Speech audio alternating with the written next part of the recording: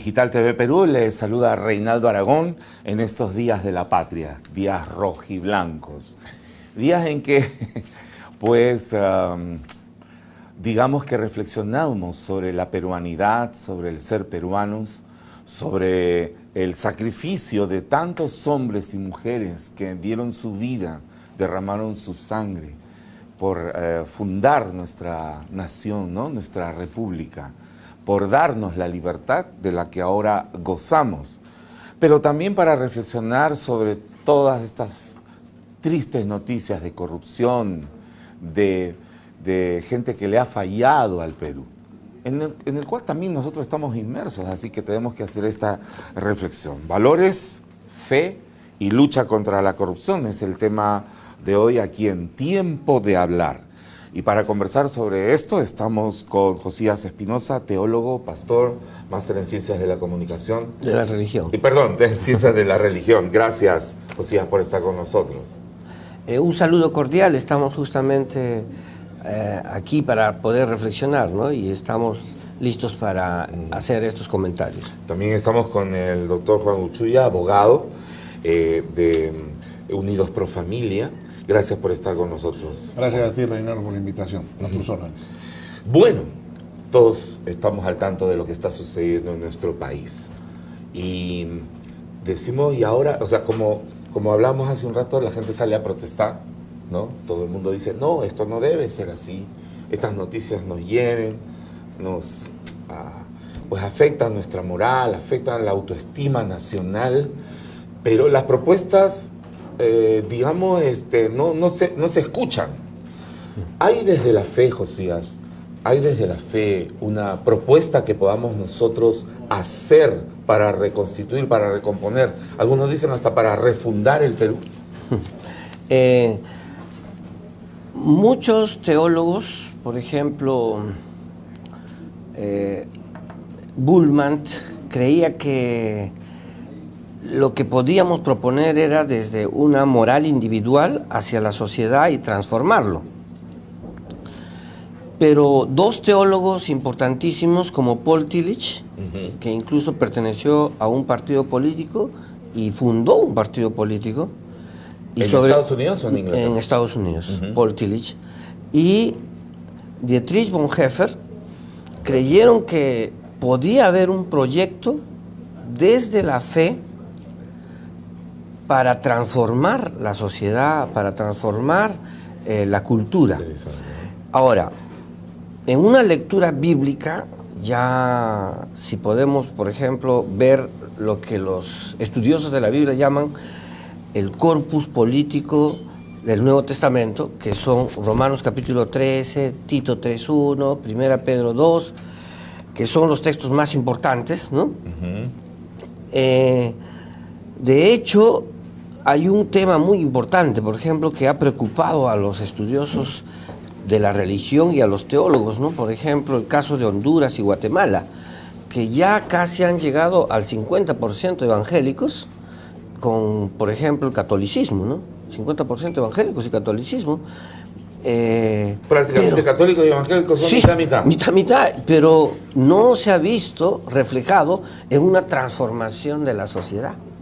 No se ha visto reflejado en una transformación de la ética, de la moral. Y más bien los índices de violencia, de desigualdad, de injusticia han continuado. Han continuado. Y Honduras, por ejemplo, que es uno de los lugares donde hay más violencia por estos grupos que asesinan, y es increíble que no se puede derrotar esto. Y la corrupción se ha vuelto un tema endémico, globalizado, variado, no solamente está en torno a las cuestiones del Estado, sino también privados, y esto es histórico. Manuel González Prada decía, ¿no? Donde pongo el dedo salta la pus, justamente expresando toda esta corrupción. Yo creo firmemente que la Iglesia evangélica, con la Biblia y la fe, puede proponer una transformación social sin tomar en cuenta a Paul Tillich y Dietrich Bonhoeffer como ejes, sino como cristianos peruanos que leen la Biblia y pueden transformar la sociedad. Ahora, doctor Uchuya, la situación de la corrupción no es nueva, ¿no es cierto? No, es endémico. Es endémico y viene con el hombre mismo, con el corazón corrompido que tiene, ¿no? Y además, claro, lo que pasa es que ahora es más visible porque hay pues tantos canales de televisión, tantos medios, está el internet, cualquier cosa pues se multiplica inmediatamente y en pocos minutos todo el mundo sabe lo que ha pasado. Yo creo que hay un control social con la participación de los ciudadanos, Un control social. Claro, ¿sí? y eso es lo que debería incorporarse dentro de la Constitución para todas las instituciones públicas. Yo quisiera empezar aquí haciendo un balance del discurso que hizo el presidente Vizcarra al asumir el gobierno. Él dijo que había encontrado un país que tenía una inestabilidad y una zozobra institucional y que a lo largo de su gobierno él iba a hacer las gestiones y la labor necesaria para poder poner en orden el país. Pero creo que en estos últimos días, y a propósito de los audios y todo este problema que se ha suscitado en el país con el Consejo Nacional de la Magistratura y el Poder Judicial, se ha visto claro que el problema endémico de la corrupción ha salido nuevamente a flote en otro poder del Estado. Pues ya lo vimos en el Poder Ejecutivo con Pedro Pablo Kuczynski. Y nos da sumamente preocupación y pena por el país, porque se deterioran las instituciones públicas que están llamadas a proteger al ciudadano, a administrar y a hacer justicia. En estas instituciones donde uno pone en juego su libertad, su patrimonio, y vemos cómo su nombre, ¿no? El nombre, la dignidad de las personas. Acordémonos que en el Poder Judicial está por determinarse la suerte de la resolución que ha sido apelada por el Ministerio de Educación respecto al enfoque de género y a la ideología de género que se quiere imponer en los colegios, ¿no? Entonces es preocupante para la población y para todos los padres de familia. Estaba viendo que en esta, digamos, en la resolución judicial de la Corte Superior decía, no va el enfoque de género porque no está en la Ley General de Educación, ¿no? O sea, este es un argumento legal.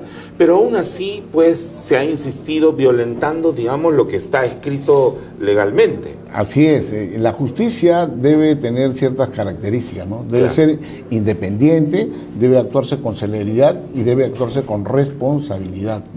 Y esto no se ha venido viendo con los últimos sucesos, ¿no?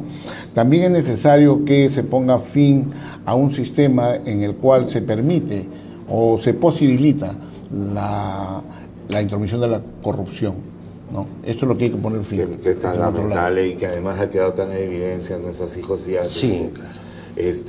Ahora, decíamos que no es nuevo. Desde los tiempos bíblicos también se denunciaba la corrupción. Y desde el Antiguo Testamento.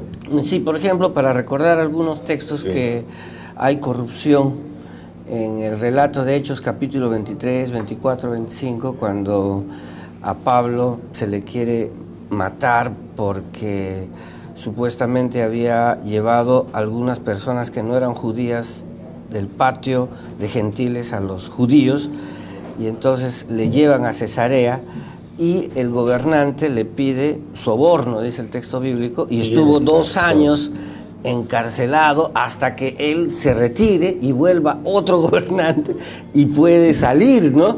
Entonces, por ejemplo, ahí... Interesante, claro, el texto bíblico dice que el gobernante esperaba que le ofrezca... Sí, claro, así dice. Así y entonces, bueno... Y por eso lo mandaba a traer a cada rato. ¿A qué hora me va a ofrecer dinero para sacarlo? Claro, y se trata de Félix, ¿no? El gobernante Félix. Sí. Bueno, entonces, tomando esto, podemos ver que la corrupción, pues, y los profetas del Antiguo Testamento que denuncian, como Isaías, Miqueas, que los jueces dicen por dinero a lo bueno que es malo y a lo malo que es bueno. Y el texto increíble de Romanos capítulo 13, que hace un llamado que el magistrado es un siervo de Dios y tiene que hacer lo bueno. Digamos entonces que en la Biblia se menciona que los magistrados, los que tienen poder, los gobernadores, los que tienen, digamos, poder político, no solamente van a dar cuenta a los que los han elegido y a las autoridades que los han puesto, inclusive al pueblo, sino a Dios. Claro, eso justamente es la premisa del apóstol Pablo en Romanos 13, y lo resumo con Tito 3:1, ¿no? Cuando dice, obedezcan a todas las autoridades en toda buena obra.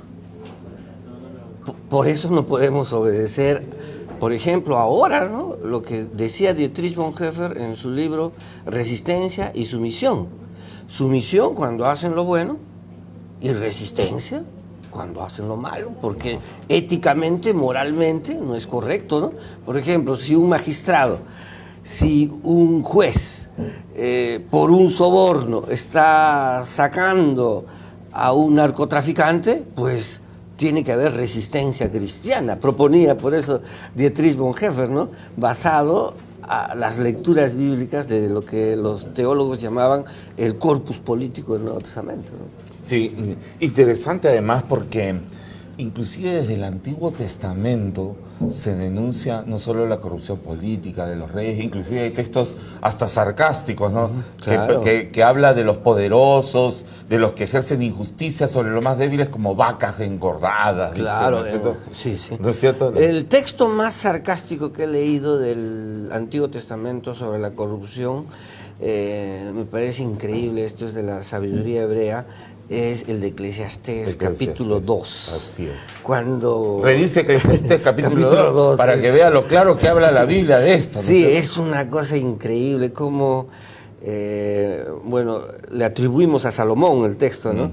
Y cómo este texto narra que todo el dinero, todo lo que nosotros llamaríamos en este mundo globalizado, todo este hedonismo, materialismo, no es suficiente, y que por eso la vida misma es toda una vanidad, ¿no? Vanidad de vanidades, claro, todo es vanidad, dice el y bueno, predicador. creo que la Biblia es una buena fuente para poder denunciar la corrupción. Solo que el gran problema es que la Biblia es el libro más vendido, pero desconocido. Desconocido y poco leído. Sí. Porque allí se vería, por ejemplo, que la Biblia denuncia a los que falsifican las pesas. Sí, también. Las balanzas, ¿no es Las cierto? balanzas, los ¿No? pesos, los que quieren adueñarse de los terrenos, ponen más ahí su terreno y cosas. Y Jesús cuando va al templo y expulsa Claro. a los mercaderes, que Eso es. aprovechándose de la necesidad de la gente, pues cobraban más. Exacto. Y los echa en un acto pues, de molestia, de ira, de violencia, ¿no es cierto? Claro, esa es la cúspide contra Porque la lo corrupción. afectaba en su santidad.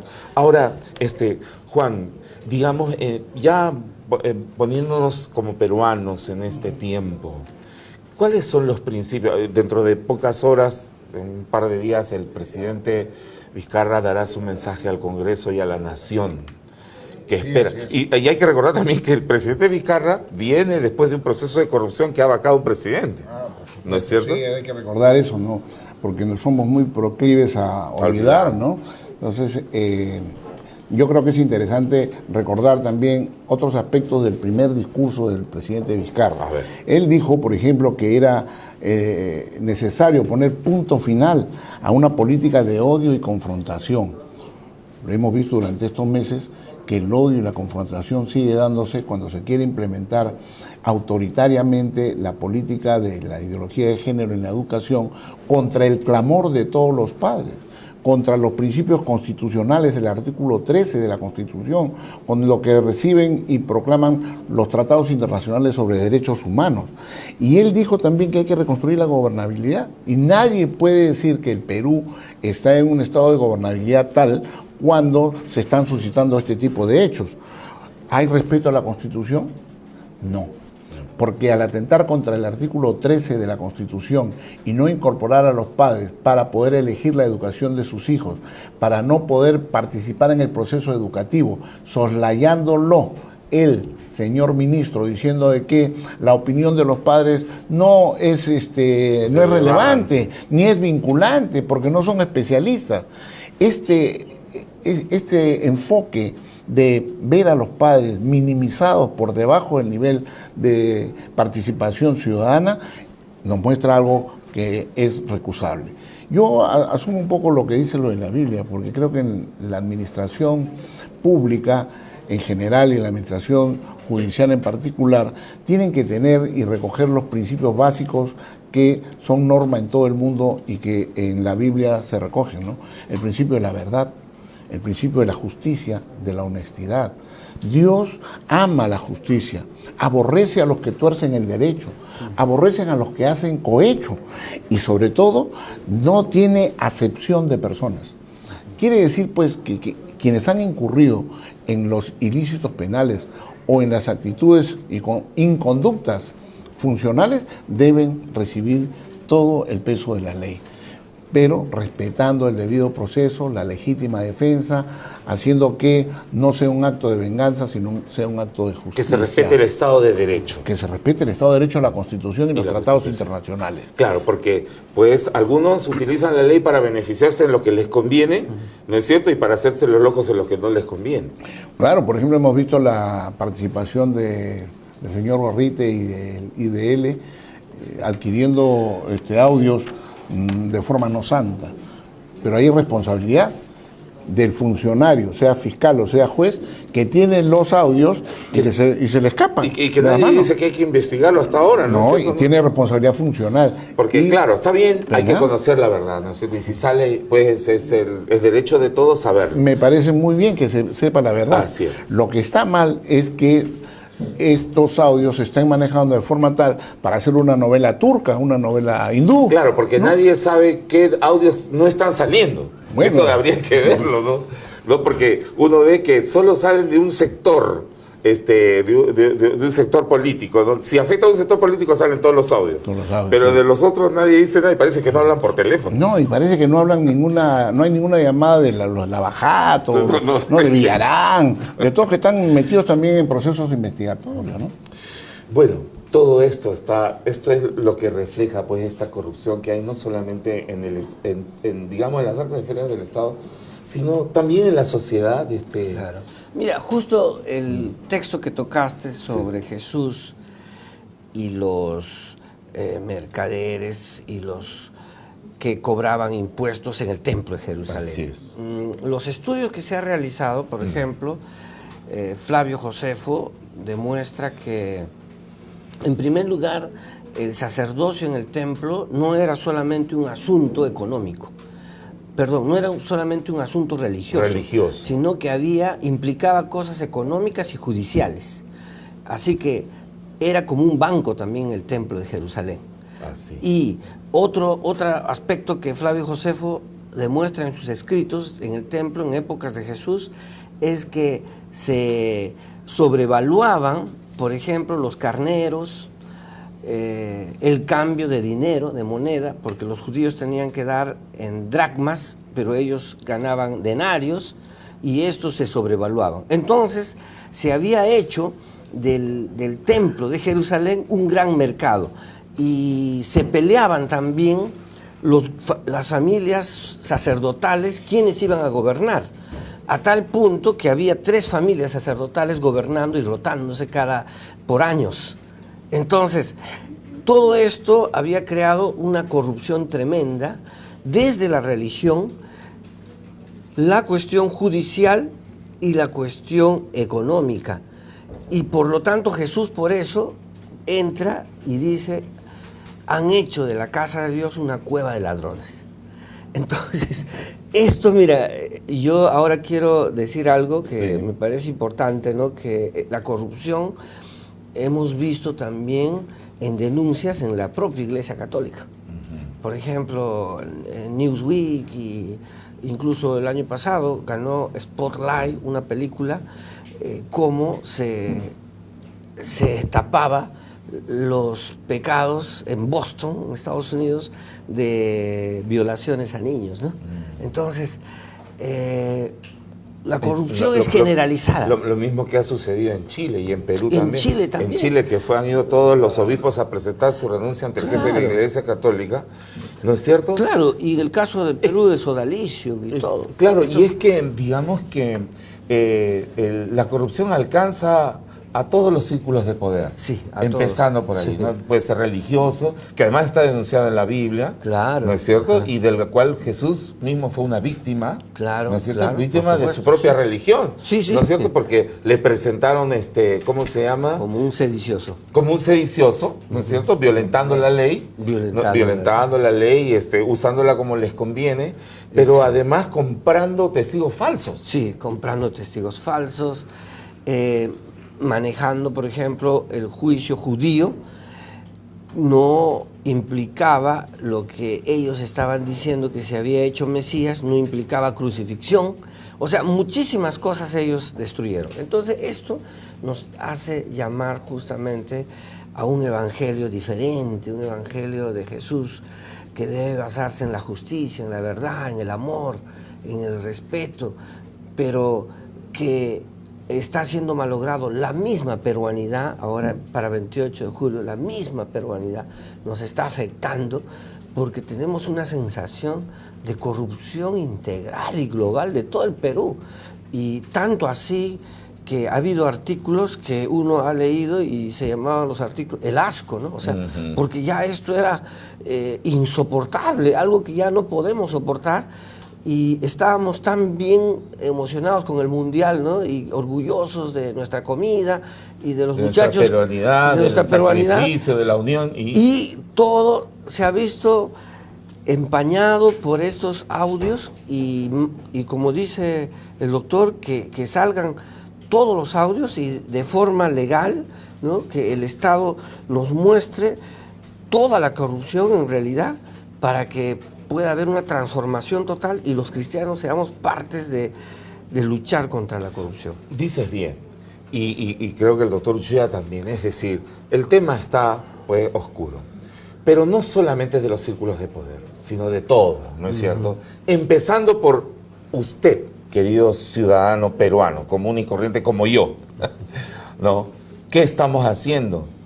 Por ejemplo, al cruzarnos la luz roja, ¿no es cierto? Al no hacer caso al policía, al meternos en la cola cuando no nos corresponde, al decir una cosa por otra, al presentar un documento no tan claro y hasta falseado tal vez, y tantas cosas que deben hacer, ¿no es cierto?, desde la comunidad misma, el esfuerzo por superar la corrupción. Sí, justo el apóstol Pablo hablaba de eso en Efesios y en Colosenses, que debemos vestirnos del nuevo hombre, la nueva humanidad. Y Pablo decía en Romanos que el nuevo hombre es el segundo Adán, es Jesús. Y por eso cuando en el Evangelio dice ecce homo, este es el hombre, era Jesús. Entonces la única solución para que el Perú salga de la corrupción es empezar desde nosotros. Desde las personas. Desde las personas nosotros mismos, que nos presentamos al Señor y vivimos una nueva humanidad, una nueva ética, una nueva moral, y que no permitamos pues que, como dices, en lo pequeño, ¿no? Desde lo pequeño, desde lo básico, desde el barrio, la casa, el colegio, desde la ¿no es familia, cierto? De la familia, no puede haber pues ningún acto de corrupción, ¿no? ¿Cuál es la importancia ahí de los valores? Bueno, los valores nacen desde la casa, ¿no? Desde y es un deber de los padres. Dice la palabra Jeremías, también dice, engañoso es el corazón y más que perverso. ¿Quién lo conocerá? Dios.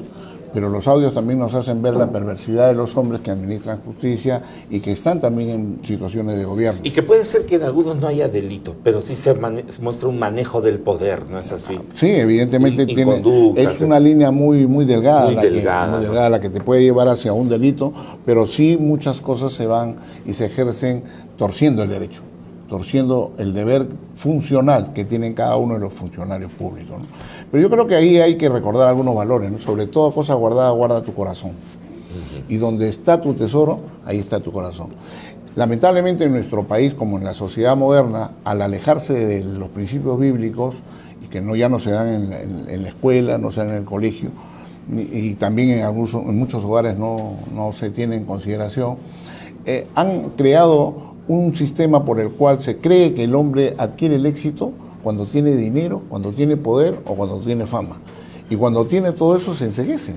Entonces, el Dios de este mundo ha venido a entenebrecer el conocimiento de las personas para no ver la gloria de Dios y de Cristo.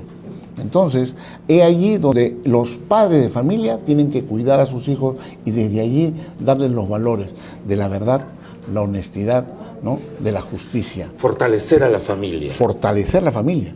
Porque si se empieza, como se ha hecho durante los últimos años, a atacar a la familia y ponerle o poner una familia totalmente perversa, formada por hombre y hombre, mujer y mujer, cuando se dice que no existe el sexo masculino ni femenino, que el hombre no nace como tal, sino que puede construir su sexo, permitiendo el uso de sus órganos sexuales. Cuando se dice toda esta mentira, entonces tenemos las consecuencias que acabamos de ver en nuestra sociedad. Yo quiero recordar algo que es un deber del presidente de la República. El artículo 43 de la Constitución establece que es un deber del presidente defender la soberanía nacional, garantizar la plena vigencia de los derechos humanos y proteger a la población, dándole seguridad y bienestar. Y tres cosas con las cuales nosotros podemos decir que no está cumpliendo el señor presidente y que tendría que ser una llamada de atención para este mensaje del 28 de julio. Primero, dice defender la soberanía. A propósito de estos hechos de corrupción, han salido algunos funcionarios que están en la comisión esta que va a reformar el Poder Judicial y el sistema de justicia, que dicen que nuestros jueces deben ser nombrados por la Comisión Interamericana de Derechos Humanos. Otro, el señor Bruce, un representante del LGTB, dicen que los miembros de la Comisión Nacional de la Magistratura deben ser nombrados por la ONU. Y una periodista, no digo que es Palacios, Ana María Palacios, sostuvo y dijo que el presidente, Rosa María Palacios, que debía pedir la disolución del Congreso, aprovechar esto para disolver el Congreso. Y con todo esto, lo único que se estaba estableciendo es un plan macabro, rosado, caviar, por el cual se está movilizando el sentimiento y la legítima indignación del pueblo peruano para generar, como dice Gorriti en Careta, opinión y movilización. Y producto de esa movilización se ha quemado en Siguas el Poder Judicial. ¿Qué expedientes habían ahí? No lo sabemos, pero esa movilización no debía ni podía ser animada, propuesta desde la Presidencia de la República, porque eso acarrea también responsabilidad penal. Tú dirías, doctor Uchuya, que estos temas deben ser abordados por los peruanos. Todos los sin peruanos. injerencia extranjera. Así es. Se puede hasta pedir opiniones y asesorías, digamos, ¿no? Pero debe ser decidido por las instancias constitucionales. No podemos renunciar a nuestra soberanía nacional. Eso es un derecho de todos los peruanos. Ningún presidente, ni el Congreso, ni nadie puede quitarle ese derecho a nosotros, los que hemos dado la potestad de que sean funcionarios públicos. Bueno, por supuesto, una postura tan interesante que debemos, digamos, sopesar ahora que faltan pocas horas para ya el discurso presidencial. Sí, pues. y cada uno, pues, debemos ir diciendo y expresando cuál es el deseo de nuestra comunidad. Ahora, desde la fe, ¿cuáles son los principios, Josías, que debemos tener en cuenta para volver a fortalecer la República Peruana? Bueno, desde la fe se ha trabajado los teólogos en dos vertientes. Uno, en lo que aquí está proponiendo principios sociales de Jesús, ¿no?, que es análogo. La Iglesia Católica tiene unos estudios que se llaman Doctrina Social de la Iglesia, pero tiene hasta encíclicas. Sí, encíclicas desde la Rerum Novarum del Papa León XIII. Ellos han hecho toda una doctrina social de la Iglesia. La Iglesia evangélica y los cristianos evangélicos lo que hemos propuesto es fundamentos bíblicos para desarrollar principios para cambiar la sociedad. ¿No? Uno de los grandes ha sido John Stott. Sí, no les toman en cuenta. Y otro ha sido desde la ética. John Stott. Sí, John Stott, él tiene, por ejemplo, la fe en un mundo contemporáneo, donde propone sobre el trabajo, sobre la industria, sobre muchísimos asuntos que son prácticamente de la sociedad, y desde la ética, ¿no? Estos han sido las respuestas bíblicas. Ahora, yo les presento algunos resúmenes de esto. En primer lugar, creo que nuestra fe no puede ser una fe dicótoma, una fe espiritualista, una fe privada, ¿no? Que así, por ejemplo, ha querido el positivismo, ¿no? Que nos metamos a nuestra casita, hacia adentro, y ahí oramos y vivimos la fe, ¿no es cierto? No, yo creo que la fe, en primer lugar, tiene que ser una fe con responsabilidad social, porque somos ciudadanos, votamos y pertenecemos prácticamente a una cultura, a una sociedad. Creo que debe haber responsabilidad social, política del cristiano para hacer las cosas, para proponer que no haya corrupción, por ejemplo, en el Perú. Claro, algunos dicen que, bueno, cuando uno es un hombre de fe, un cristiano, no debe participar en política. Exacto. Eso ha sido una postura muy... Mire, lo que pasa es que el protestantismo, que nació en el siglo XVI con Martín Lutero y todo, ha estado manchado entre la relación iglesia y Estado. Por ejemplo, hasta Lutero aceptó que los príncipes alemanes nombraban los pastores en las comunidades. Entonces, algo totalmente antibíblico. Sí, algo totalmente antibíblico. Fue posteriormente la separación de iglesia y Estado, y los teóricos más grandes en Estados Unidos, Roger Williams y William Penn, el que fundó Pensilvania, ¿no? Estos eran cristianos protestantes evangélicos, que proponen, ¿no?, una separación de iglesia y Estado, pero eso no significa que el Estado sea un Estado sin Dios. Claro, o sea, y que nosotros no tengamos voz. Claro, y voto. Claro, y voto. ¿Y por qué sí puede tener una comunidad atea, por ejemplo, ¿no?, voz y voto, y nosotros que somos una comunidad grande no debemos tener voz y voto? Entonces, esa privatización de la fe ha sido una propuesta de la filosofía positivista, del comunismo, del marxismo, ¿no es cierto?, de meternos, pero no, también tenemos todo el derecho de proponer, de hacer propuestas a la sociedad para el bien común de la sociedad. Y de paso que hay tantos evangélicos, cristianos más bien, ¿no es cierto?, que desde la fe han hecho sus aportes, ¿no es cierto?, a la fundación de nuestra república. En la educación, Diego Thompson. Por ejemplo, el primer colegio mixto ha sido evangélico en el Perú, históricamente. El primer colegio... Para los que dicen que el evangelio es machista, ¿no? Sí, sí. Hay que aclararlos bien. Diego Thompson fue el primero que propuso en la historia del Perú la educación para mujeres, el Estado para mujeres. Fue el primero. Así que eso es un gran aporte. También, el primer colegio bilingüe fue evangélico. Y hay muchos otros aportes, como por ejemplo, cambiar la cultura con la Biblia. Desde la venta de las Biblias en el español que hizo Diego Thompson en 1821, en su reporte dice que vendió 500 Nuevos Testamentos y 500 Biblias. Eso transformó la moral de muchos peruanos, ¿no? Entonces, hay grandes aportes y no podemos, pues, creer que la fe se tiene que privatizar hacia adentro, porque sería contra nuestros derechos humanos. Claro, además los cristianos no son, pues, ciudadanos de segunda clase. Claro. Tienen no solamente el derecho a votar, sino también a ser elegidos, ¿no? Y por lo demás creo y considero que hace pocos días y antes de este escándalo hubo otro escándalo más grande, donde se vieron a niños en posiciones totalmente denigrantes para su niñez y para su dignidad, donde algunas personas del LGTB desfilaron con el nombre del orgullo gay. 5 ministerios salieron a apoyar esto, y etcétera, etcétera. Entonces, esto es algo que hay que señalar. ¿Y por qué lo digo? Porque mientras esta pequeña población que pervierte su sexualidad, diciendo que es el ejercicio de su libertad, efectivamente, ellos preconizan el orgullo, y el orgullo no es sino una cualidad satánica de Satanás. Los cristianos, que deben de ser sal y luz de este mundo, se meten dentro del salero y no salen a la sociedad a defender las verdades bíblicas de la justicia, la honestidad, de la decencia. Yo creo que allí hay una responsabilidad de quienes creen que los cristianos no deben participar de política y en los movimientos sociales, ¿no? Yo he visto... Que además lo han hecho siempre, ¿no es cierto? A pesar de... Lo dice Martin Luther King, por ejemplo, en Estados Unidos. Pero claro, terminó con la esclavitud, así la segregación. En contra de la segregación, ¿no es cierto? Bueno, tenemos que terminar ya. Yo creo que podemos dar un mensaje final de 1 minuto para nuestro país, ¿no? Digamos, desde ciudadanos comunes y corrientes, como lo somos, claro, y que deben escucharse nuestras voces para decir lo siguiente. ¿Cómo no?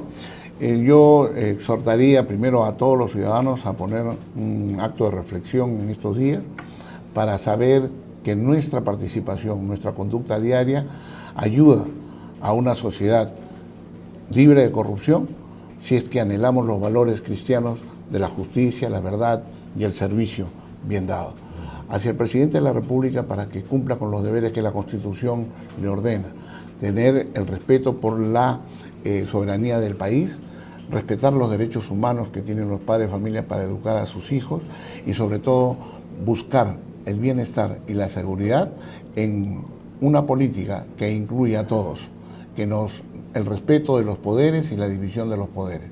Eso es lo que podría yo decir. Bueno, yo hago un llamado a todos los cristianos para luchar contra la corrupción de donde venga. Y es necesario incorporar valores cristianos que nos enseñó Jesús en su mensaje del reino de Dios, como es la justicia, la verdad, el amor, la misericordia, para transformar el Perú. Les hago un llamado para que seamos verdaderos peruanos que muestren los valores cristianos. Peruano no es porque eres poderoso o porque tienes dinero o porque tienes una postura ideológica. Peruano es aquel que mejora su ciudadanía con los valores que uno tiene desde la familia para transformar esta sociedad que no está bien, que está enferma y está corrupta, pero que tiene esperanza en cada uno de nosotros. Recordando las palabras de José de San Martín, el Perú es desde este momento libre e independiente por la voluntad general de los pueblos y por la justicia de su causa que Dios defiende. Así que somos libres, seámoslo siempre. Felices fiestas para todos y que Dios bendiga al Perú. Gracias, ha sido tiempo de hablar aquí en Digital TV Perú. Reinaldo Aragón les agradece la atención. Y gracias a Josías Espinosa y al doctor Juan José Uchuya. Gracias por habernos acompañado. Hasta la próxima.